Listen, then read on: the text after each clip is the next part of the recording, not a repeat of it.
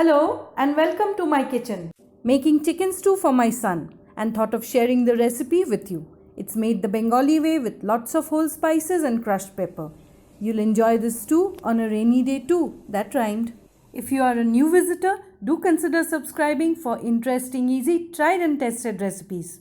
Marinate the chicken drumsticks with a little bit of vinegar, salt and black pepper powder for at least an hour. Chopped garlic, large chunks of carrots and potatoes. I'm using shallots, so I've just removed the skin. If you're using onions, make sure to cut them into larger chunks. Some frozen peas, a piece of cinnamon, green cardamom, peppercorns and a few cloves of garlic. Heat some oil in a pan. I'm using a light olive oil. You could use vegetable oil instead. Add in the shallots and the garlic. Lower the heat. We just want a hint of color. Add in the potato and the carrots.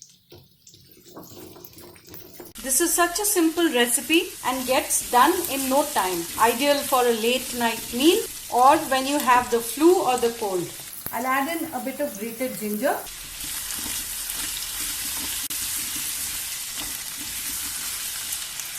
Add in the drumsticks and the whole spices.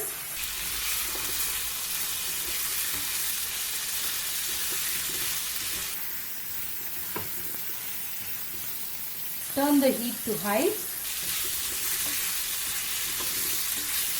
I'll grate in a pinch of nutmeg, some coarsely crushed pepper,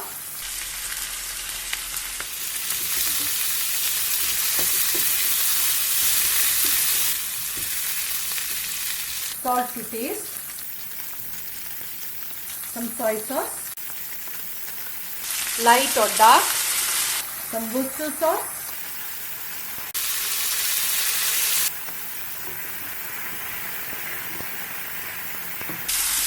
that smells lovely. So every Bengali household has a slightly different recipe for the perfect stew. Add in some water,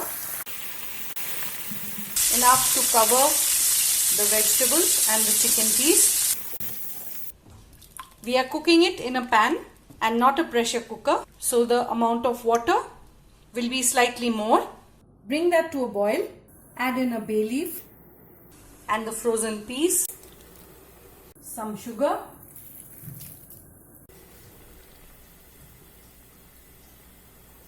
now that it has come to a boil, all we need to do is put on a lid, reduce the heat and cook it till the chicken is done. I'm just making a slurry of all-purpose flour or maida and some cold milk. Let's just check on it. That looks cooked. You could check on the stew in between and cook for as long as you need to cook it. Thicken the stew. I'll add in some of the slurry that I had prepared. Keep the heat on absolute low. And we'll bring it back to the boil again. Once that has come to a boil, we'll cook it for a minute so that the all-purpose flour is cooked well. The aromatic spices have all released their flavors and it smells absolutely inviting. That looks ready. Turn off the heat. Try the recipe. If you like it, leave your feedback in the comment section and share it with your friends. Add a blob of butter, some crushed peppercorns, and that's ready to serve. Ideal for a cold or rainy day, this stew is also therapeutic. Remember to click the bell icon when you subscribe.